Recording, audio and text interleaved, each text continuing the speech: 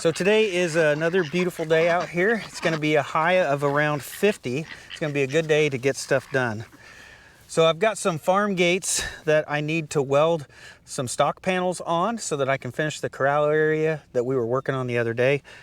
And then I want to take that post hole digger apart, see if I can get the cutting edges off, see if we can find some replacements, or maybe even fix the ones that are on it. And I've got a lot of little things that I want to do, and it's going to be a beautiful day to try to get that all done. First thing I want to do is get the animals moved.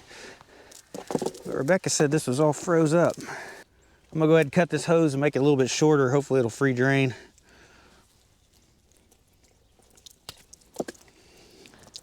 And it won't freeze up next time. Oh, there she went. We got water. Well, it looks like the animals are ready to move. They're sitting here waiting on me. All right, everybody, time to go. All right, Maya, you ready to move? Come on around. Time to go across. Oh, the hose came out of the water. It's almost full anyway. So today I set up a new area for the livestock. Back behind the white pole barn, I fenced in around those pine trees back there. I've got 3 strands of temporary electric up, and I just got a couple things left to finish, and I can move them over there. Probably one of the last places I'll be able to move them and give them a little bit of grass before they're strictly on hay for the winter.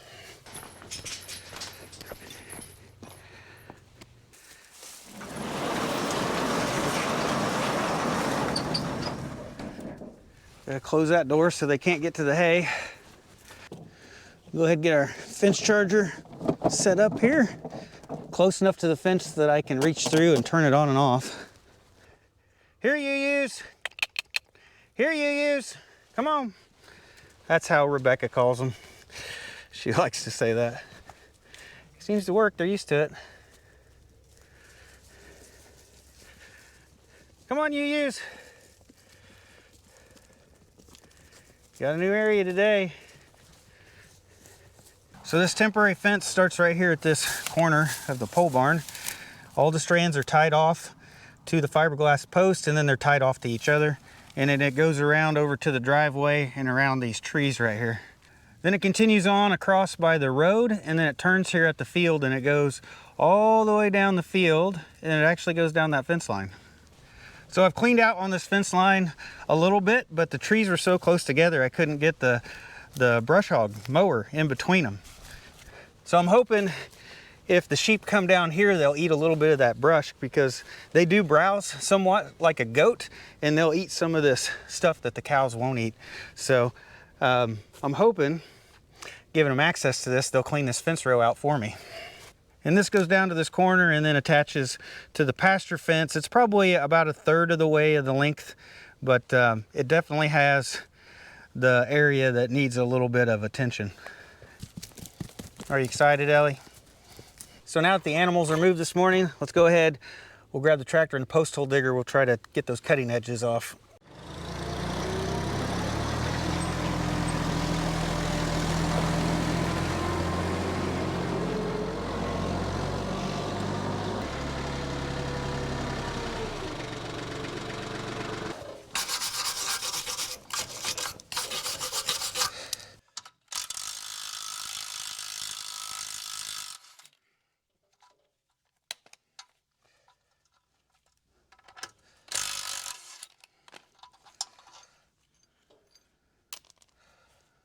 Oh no, that one stripped the threads. I'm gonna have to cut that bolt out. This one, did it do the same thing? Oh, both of them stripped the threads. Great.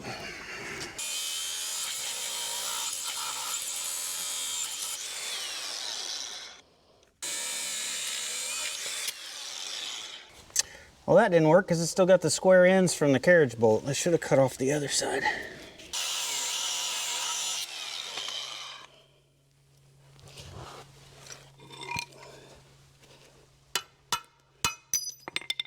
So right here's my 2 cutting teeth. This V shape goes toward the center of the drill. And this one right here on this side is angled down. It's curved down, and this one is actually curved up. And to me, that doesn't seem right. I would think that they would both be curved the same way. So to me, this one is engaging, and this one is curved up and not cutting. So I think I've only got one tooth that's actually doing any work. And then as you look on the sides, this is very rounded and worn down. You can see when you look at it, it's just a very worn down side. And so I think they've kind of lost the outer edge of the teeth as well. So see if I can find some replacements. Looks like my holes are about 1 3/8 inches center to center. Well, I did an internet search and I did find a set of cutting teeth that had the right hole distance between the two holes. I ordered them. Hopefully they're the right ones. We'll see how long it takes to show up.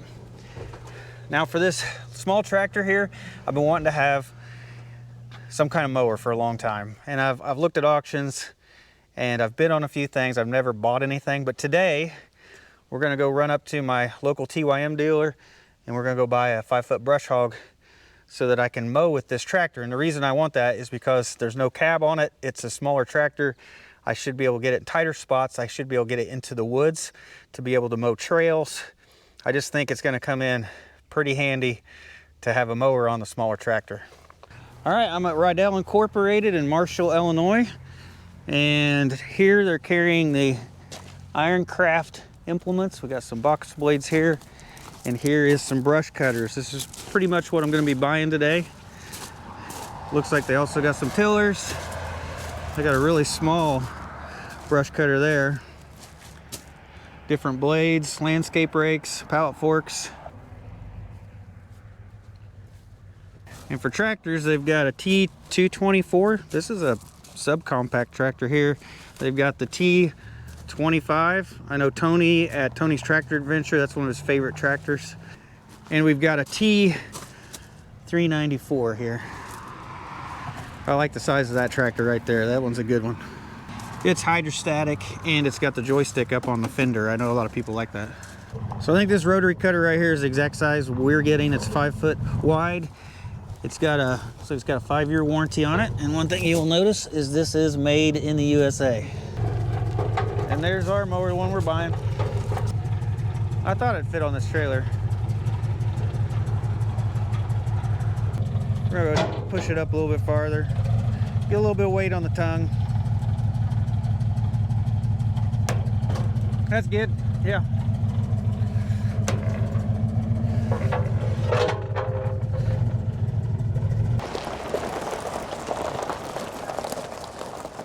All right, I've got the brush cutter unloaded, and tomorrow I'll probably go ahead and put that on the 2515 and try it out. But right now, I've got some gates that I need to modify and make them a wire-filled gate. So let's get to it.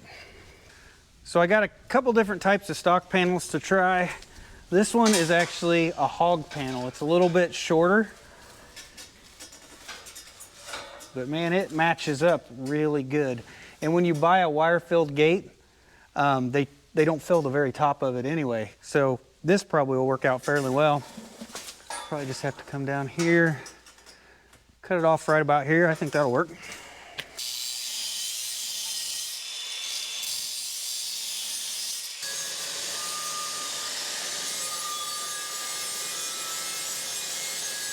All right, we got our stock panel in place and we've got the paint stripped so that we can weld it on. We're gonna do the top here and we're gonna do the bottom down there, and then I'm gonna come back and I'm gonna tack a few places here in the middle.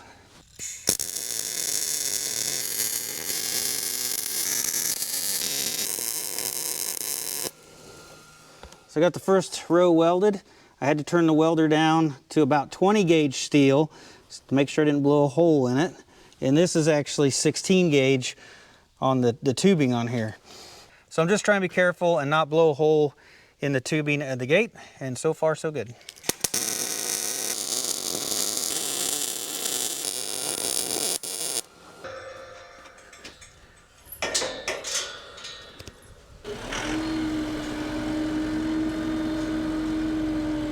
Now I just gotta find a paint that somewhat matches. This is Case IH red. This is a New Holland red. And this is a different New Holland red. Oh, I think that's a match right there. A lot of times exact colors are not going to show up on camera, but there's definitely more of an oranger color to the first two. And then this one from Magic Town and Country, that one is the one that seems to match the gate the best. So luckily I've got 2 cans of it.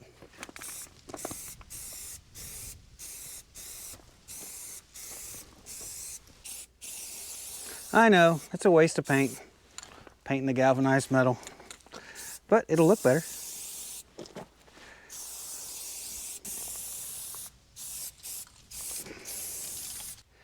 All right, the first gate is done. I got the wire all painted red to match, and that actually looks almost factory, as long as you don't look too close. Hopefully that's the side that I want to weld on. Nope, I want to weld on the other side. Get a little closer to the welder.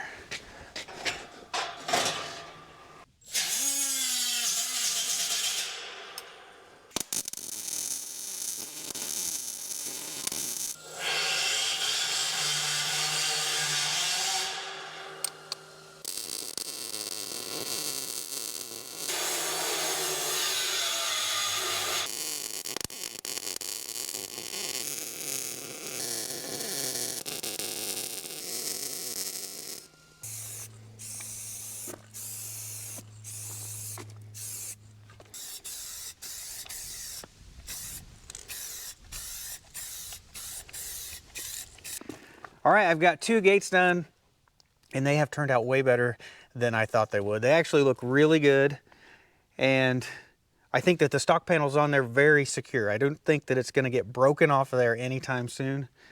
I may have said that I was going to tack weld this on. This is way more than a tack weld. Probably my smallest weld is probably a 3/4 inch long weld. Most of them are 1.5 to 2 inch long welds. And I think on this gate right here, I've got somewhere to 27 to 28 welds. So I think it's on there very secure. And I mean, I think it's going to withstand the animals pushing on it. Very happy with the way it's turned out. So as I worked on this today, one thing that worked really well was this little 2-inch flap disc. This is a little sanding disc, and I've just got it on a little die grinder here. And as long as you could pull that fence panel out just a 1/2 inch, you could get it right behind the panel and you could clean off the paint exactly where you wanted to weld it. So this kind of gave you a little bit more precision to be able to take the, prep it for welding exactly where you needed it and not take off too much paint. So I think this worked out really well. And then I had one more thing somebody ended up sending me. Somebody sent me one of these triggers for a paint gun or a spray paint gun, and honestly I didn't think I would probably have used it, but as I was spray painting this today, my hand started cramping up on me. So I'm like, hey, I'm gonna go grab that little pistol grip for the spray paint can, and this actually worked out fairly well. I think my paint cans were screwing up on me, wanting to clog up, but this was definitely, if you're sitting here spray painting for like hours, I mean, this definitely was a lot more comfortable for sure. So if you remember, right here we spilt about 2 gallons of hydraulic fluid from the log splitter. But as we look here, I've swept up all the stuff. This is oil dry, and it sat out here in the weather. It got rained on, and I swept it up before we worked today. And you can see that there's only an oil stain now. There's like in the line. In the cut line, you can see an oil stain in that cut line. But overall, step back here, you can hardly tell. You might be able to barely tell where that was. It looks really good. And all I did was just let it sit here. It was just all a game of patience. I let it sit out here and let the rain soak it in and then dry up and get rained on again. I think it sat out here for probably a month. I don't know if that lets the rainwater lets the oil kind of float up, because oil floats on water, and if it just help working it up into the oil dry. But for not really doing anything, I think it looks pretty good. So I've got one more gate to do, but all I have left, I don't have any of these hog panels left. I've got sheep and goat panels, and they're gonna go all the way to the top. And honestly, I like this being open. I think it looks really good. It looks factory to me. It just looks good. And I think that I'm gonna go ahead and just wait and get a hog panel. Plus I need another can of spray paint as well. So I think I'm done with the gates today. So I've got about an hour of sunlight left. I need to go ahead and get some firewood. The house is getting cold. We're almost out of firewood. And then we'll have to end up putting the animals back over and putting them up for the night.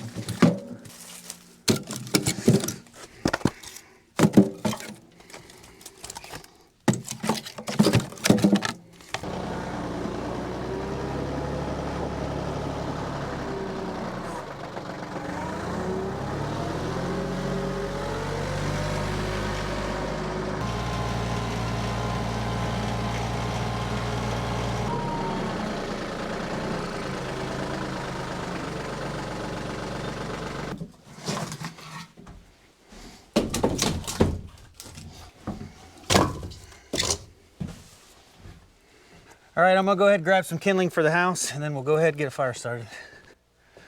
All right, I got a few more buckets of kindling left.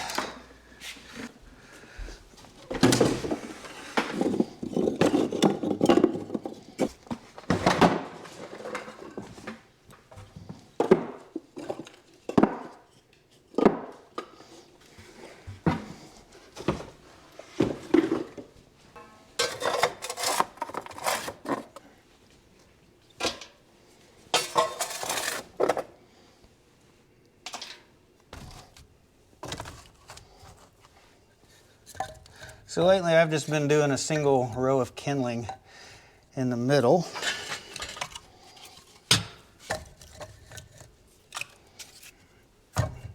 So then I use my favorite fire starter. This is fat wood. It's like wood that has a bunch of sap in it and it's really like flammable. And it burns really good. I put it between some of the pieces of kindling right there and it'll just get everything going. It's like hitting the easy button.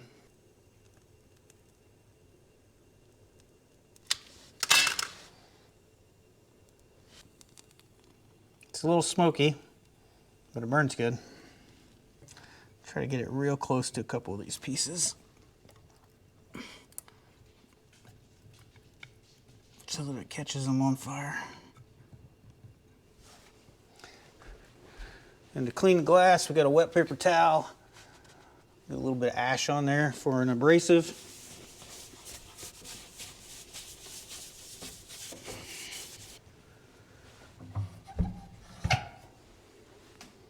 So when we have mild weather like this, we usually only burn the fireplace once a day, sometimes only once every 2 days. It's a good thing our house is very well insulated. But as we look at the thermostat, see if I can get it to light up, 63 degrees in here. And typically we try to burn the fire when it hits about 64, and then we get it up to around 70. And you have a really big dead band of what the temperature is in your house. So one part of the day you may be covered up with a blanket, the other part of the day you may be down to a t-shirt. So it kind of depends on what the temperature in here. It does vary quite a bit, but it is very cheap to burn with wood because it burns, that has a blower motor in it and it actually circulates air and it does heat the whole upstairs of our house. So it's just a lot cheaper. We have our lowest electric bills here in the winter time when we burn with wood. All right, you can see the fireplace is going now. It'll take a few hours, but I think, we'll have it back up to 70 before we go to bed tonight. So when this heats up enough, it'll start circulating air, or you can manually just go ahead and flip it on. And then you got a fan speed control here. And it just pulls air in the bottom and it blows out here at the top. All right, I'm gonna go ahead and put the animals up, call it a night.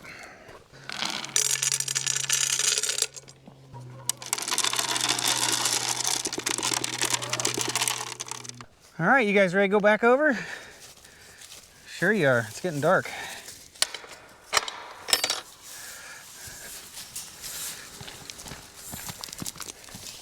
All right. There you go, our little flock. Oh wait, I forgot to open the other gate. I'm sorry. So awkward. I'm sorry. My bad. All right, now you guys can come in. There you go.